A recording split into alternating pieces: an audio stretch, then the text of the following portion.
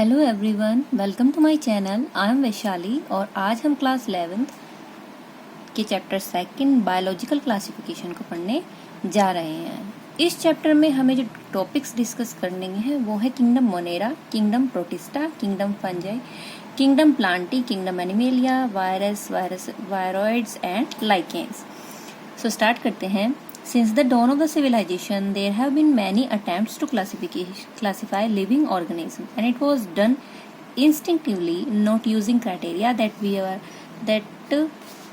were scientific, but born out of a need to use organisms for our own use, food, shelter, and clothing. इन्होंने कहा है कि आपका जो पहले आपका जो लिविंग ऑर्गेनिज्म थे उनको जो हमने कैटेगराइज करना स्टार्ट किया, क्लासिफाई करना स्टार्ट किया, तो जो वो क्राइटेरिया था वो साइंटिफिक नहीं था। उसमें वो क्या था आपका जो था, और जो ह्यूमन बींग्स थे उन्होंने अपने नीड के अकॉर्डिंग उनको क्लासिफाई किया कि फूड में क्या काम आते हैं, शेल्टर की तरह क्या काम आ सकता है और क्लोथिंग की तरह क्या काम आ सकते हैं। Then Aristotle was the earliest to attempt more scientific basis for classification. इन सबसे पहले आपके क्या है, अरिस्टोटल एक साइंटिस्ट थे, उन्होंने सबसे पहले जो है आपका एक साइंटिफिक बेसिस तैयार किया क्लासिफिकेशन के लिए। He used simple morphological character to classify plants into trees, shrubs and herbs. यानी कि जो आपके अरिस्टोटल थे उन्होंने स्टार्ट किया क्लासिफाई करना मॉर्फोलॉजिकल कैरेक्टर के अकॉर्डिंग। देखिए दो चीज होती है, एक होता है आपका मॉर्फोलॉजी, एक होता है आपका एनाटॉमी।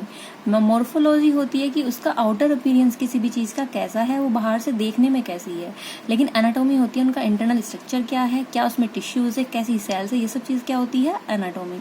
तो मॉर्फोलॉजिकल यानी बाहर से आप देख करके क्या डिफरेंस कर सकते हैं उसके अकॉर्डिंग सबसे पहले इन्होंने प्लांट्स को डिवाइड किया, जैसे कि ट्रीज यानी बड़े ट्रीज आपके, शर्ब्स यानी झाड़ियां, और हर्ब्स यानी छोटी छोटी आपकी हर्ब्स। इस तरीके से तीन में आपको प्लांट्स को डिवाइड कर दिया। He also divide animals into two groups. उन्होंने एनिमल्स को भी दो ग्रुप्स में डिवाइड किया, विच हैव रेड ब्लड, जिनके पास रेड ब्लड था और जिनके पास रेड ब्लड नहीं था, दो ग्रुप में उनको डिवाइड किया। देन आपके आते हैं लीनियस। इन लीनियस टाइम सबसे पहले Aristotle, then Linnaeus time a two kingdom system of classification with Plantae and Animalia kingdoms were developed. यानी लीनियस ने सबसे पहले two kingdom system of classification दिया, जिसमें कि दो आपके किंगडम्स बनाए गए, एक प्लांटी और एक एनिमेलिया। प्लांटी में सब प्लांट्स आए और एनिमेलिया में सब animals. This system was used till very recently and this system did not distinguish between the eukaryotes and prokaryotes. यानी ये जो आपका सिस्टम था ये काफी टाइम तक चलता रहा, लेकिन ये जो सिस्टम था ये क्लासिफाई नहीं कर पाया, डिस्टिंग्विश नहीं कर पाया, यानी दोनों के बीच में अंतर नहीं कर पाया, यूकैरियोट्स के और प्रोकैरियोट्स के, यूनिसेलुलर के और मल्टीसेलुलर के, फोटोसिंथेटिक के और नॉन फोटोसिंथेटिक के। यानी कि जो यूकैरियोट्स होते हैं वो क्या होते हैं, यू मतलब एडवांस, कैरियोट्स मतलब न्यूक्लियस, यानी जिनके अंदर जो न्यूक्लियस है वो एडवांस टाइप है। प्रोकैरियोट, प्रो मतलब प्रीमिटिव, कैरियोट मतलब न्यूक्लियस, यानी जिनके पास प्रीमिटिव न्यूक्लियस है। देखिए यूकैरियोट्स और प्रोकैरियोट्स उनको एक जगह रख दिया गया, यूनिसेलुलर मल्टीसेलुलर को एक जगह रख दिया गया, फोटोसिंथेटिक नॉन फोटोसिंथेटिक को एक जगह रख दिया गया। मतलब दो ही ग्रुप्स में हमें डिवाइड करना था, तो ये जो चीज थी वो अच्छे से डिवाइड नहीं हो पाई। Classification of organisms into plant and animals was easily done and was easy to understand, but a large number of organisms did not fall into either category. Classification आसान था, लर्न करना भी आसान था, समझना भी पढ़ना भी आसान था, लेकिन क्या प्रॉब्लम थी कि काफी सारे आपके जो ऑर्गेनिज्म ऐसे थे जो ना तो प्लांटी के कैरेक्टर को शो कर रहे थे और ना ही एनिमेलिया के कैरेक्टर को शो कर रहे थे।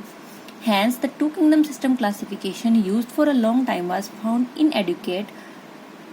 A need was also felt for including, beside gross morphology, other characteristics like cell structure, nature of wall, mode of nutrition, habitat, method of reproduction, evolutionary relationship, etc.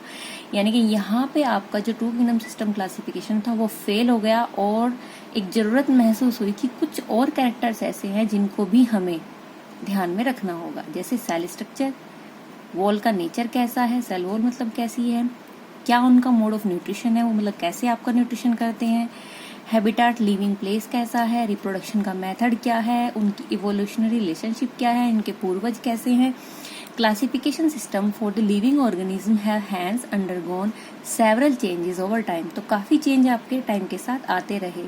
Through plants and animals kingdoms have been a constant under all different system, and the understanding of what groups organisms be included under these kingdoms have been changing.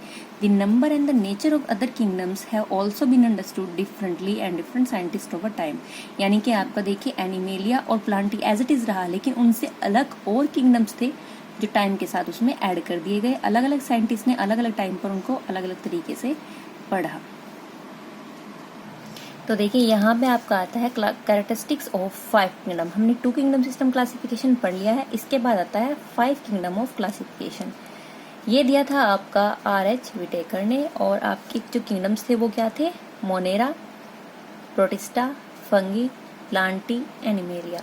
Cell type यानी cell कैसी होती है? Monera की prokaryotic होती है, बाकी सबकी eukaryotic होती है।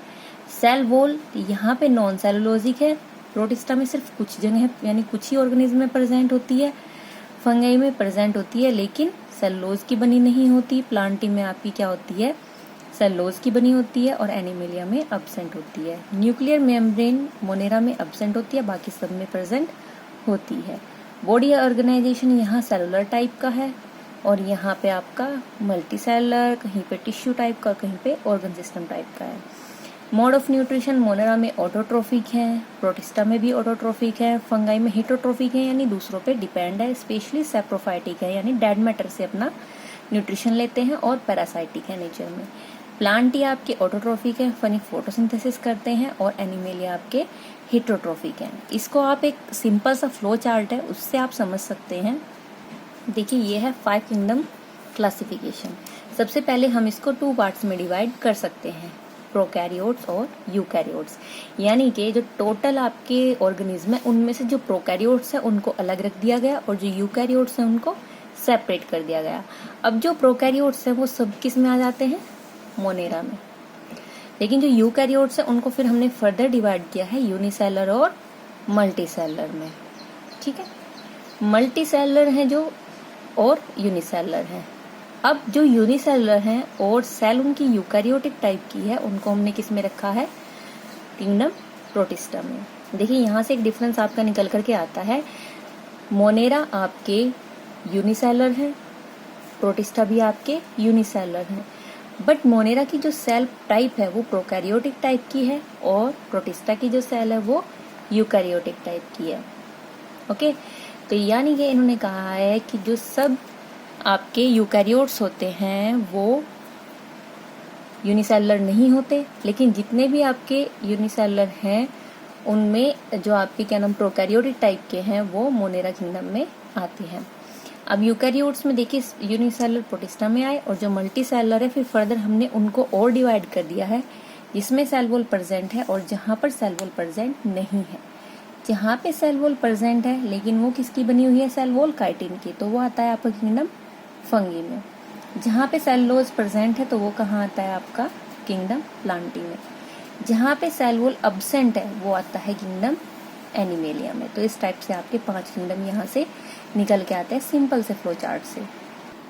अब देखिए R.H. Whittaker in 1969 proposed a 5 kingdom classification, and the kingdom defined by him were named Monera, Protista, Fungi, Plantae और Animalia। ये 5 आपके किंगडम वहाँ से निकल के आए। And the main criteria for classification used by him include, एक तो सेल स्ट्रक्चर को ध्यान में उसने रखा, थैलस ऑर्गेनाइजेशन को ध्यान में रखा। थैलस ऑर्गेनाइजेशन क्या होता है? जब ग्रुप ऑफ सेल आपका मिल जाता है लेकिन टिश्यू का फॉर्मेशन ना हो रहा हो तो वहाँ पे क्या होता है? वो thallus organisation. Mode of nutrition यानी उनका न्यूट्रिशन किस टाइप का है, रिप्रोडक्शन किस टाइप का है, फाइलोजेनेटिक रिलेशनशिप यानी कि इवोल्यूशनरी रिलेशनशिप, उनके पूर्वज कैसे हैं वो ध्यान में रखा।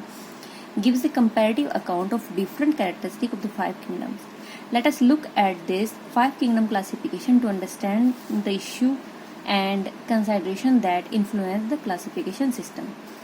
Earlier classification system included bacteria, blue-green algae, fungi, mosses, fern, gymnosperm and angiosperm under plants. यानी पहला जो आपका क्लासिफिकेशन किया गया था वहाँ पे आपके जो बैक्टीरिया है वो भी प्लांट्स में रखे गए थे, ब्लू ग्रीन एल्गी भी प्लांट्स में रखी गई थी, फंगी भी प्लांट्स में थी, मोस भी प्लांट में थी, फर्न, जिम्नोस्पर्म और एंजियोस्पर्म ये सब भी प्लांट्स में थे। इसको आप डिटेल में बाद में आपके हैं वो पढ़ेंगे। प्लांट्स के अलग अलग हायर प्लांट्स और लोअर प्लांट्स के ग्रुप्स हैं, जिम्नोस्पर्म, एंजियोस्पर्म्स। तो ये सब चीज़ किस में रखी गई थी? प्लांट्स में। And the character that unified this whole kingdom was that all the organism included had a cell wall in their cell. अच्छा, जो कॉमन कैरेक्टर आपका लिया गया था जिस वजह से इनको प्लांट में रखे गए थे वो क्या था? इनकी cell wall. And this place together group which widely different in other characteristic. जबकि सेल वॉल तो थी सब में, लेकिन जो बाकी कैरेक्टर्स थे वो काफी अलग थे। It boat together the prokaryotic bacteria and blue green algae with other groups which were eukaryotic. अब इन्होंने क्या कहा कि यहाँ पे बैक्टीरिया तो प्रोकैरियोटिक सेल का था, जबकि ब्लू ग्रीन एल्गी कैसी थी? यूकैरियोटिक। इन्होंने इनको भी किस में रख दिया? आपका एक ग्रुप में। And it also group together the unicellular organism and multicellular one. अच्छा, यूनिसेलर और मल्टीसेलर को भी एक ही ग्रुप में रख दिया, सबको किसमें? प्लांट में। फॉर एग्जाम्पल जैसे क्लेमाइडोमाइनस और स्पाइरोगारा, इन सबको एल्गी में रख दिया गया। The classification did not differentiate between the heterotrophic group, यानी हेटेरोट्रोफिक ग्रुप जो दूसरों पर डिपेंड होते हैं न्यूट्रिशन के लिए, फंगी जैसे कि, और ऑटोट्रोफिक जैसे ग्रीन प्लांट, उन सबको भी किस में रख दिया गया? एक ही ग्रुप में रख दिया गया। वॉल कॉम्पोजिशन अगर हम देखें तो फंगी की काइटिन की बनी होती है, बाकी प्लांट्स की आपकी सेलुलोज की बनी होती है, वो सबको भी एक ही ग्रुप में रख दिया गया। When such characteristics were considered, the fungi were placed in a separate kingdom। अगर हम इन सबको ध्यान में रखें तो फंगी को अलग किंगडम में आना चाहिए, kingdom fungi. All prokaryotic organism were group together under kingdom Monera. जितने भी प्रोकैरियोटिक हैं उन सबको किस में रख देना चाहिए? मोनेरा में रख देना चाहिए। Unicellular eukaryotes were organised organism were placed in kingdom Protista. अच्छा, जो यूनिसेलर हैं लेकिन यूकैरियोटिक टाइप के हैं वो किस में रख देने चाहिए? किंगडम प्रोटिस्टा में। Kingdom protista has brought together Chlamydomonas, chlorella with paramecium and amoeba. इन्होंने कहा है कि जो क्लेमाइडोमोनास और क्लोरेला, जिसको हमने पहले एल्गी में रखा था आपका प्लांट्स के साथ में, जिनकी जो दोनों में सेल वॉल होती है, अब यहाँ पे हम उनको किस में रखा है? किंगडम प्रोटिस्टा में। पैरामीशियम के साथ, अमीबा के साथ, जो कि पहले किस में रखे गए थे? एनिमल किंगडम में। अब उन सबको एक जगह रख दिया गया है, क्योंकि उन सबको किस में रख दिया गया? आपका प्रोटिस्टा में, क्योंकि सब यूनिसेलर हैं और किस में आते हैं? यूकैरियोटिक टाइप के होते हैं। अब देखिए,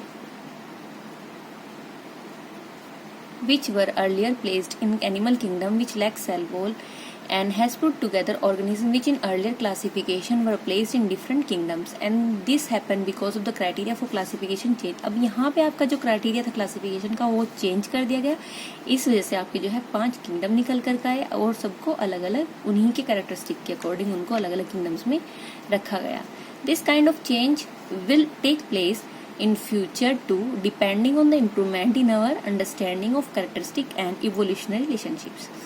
अच्छा, जो क्लासिफिकेशन है उसको और इजी किया जा रहा है और आपका जो है क्लासिफाई किया जा रहा है उनके कैरेक्टर्स के अकॉर्डिंग। जैसे जैसे ऑर्गेनिज्म के कैरेक्टर्स पता लगते जा रहे हैं वैसे वैसे ही उनको उसी के अकॉर्डिंग उनको क्लासिफाई किया जा रहा है। Over time an attempt has been made to evolve classification system which reflects not only the morphological physiology and reproductive similarities but is also phylogenetic। यानी अब जो आपका क्लासिफिकेशन किया जाता है उसमें सिर्फ मॉर्फोलॉजी को ध्यान में नहीं रखा जाता, उनकी रिप्रोडक्टिव सिमिलैरिटीज को भी ध्यान में रखा जाता है, फाइलोजेनेटिक रिलेशनशिप को भी ध्यान में रखा जाता है, जो कि इवोल्यूशनरी रिलेशनशिप पे बेस्ड है।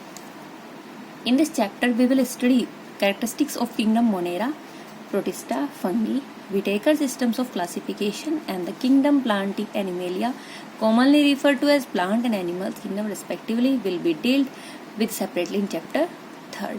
यानी कि यहाँ पे आपका जो चैप्टर है इसमें हम मोनेरा, प्रोटिस्टा और फंगी को पढ़ेंगे और नेक्स्ट में आपके फिर हम पढ़ेंगे प्लांटी और एनिमेलिया।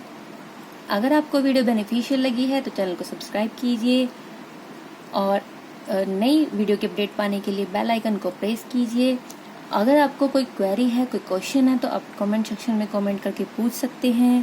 Thanks for watching.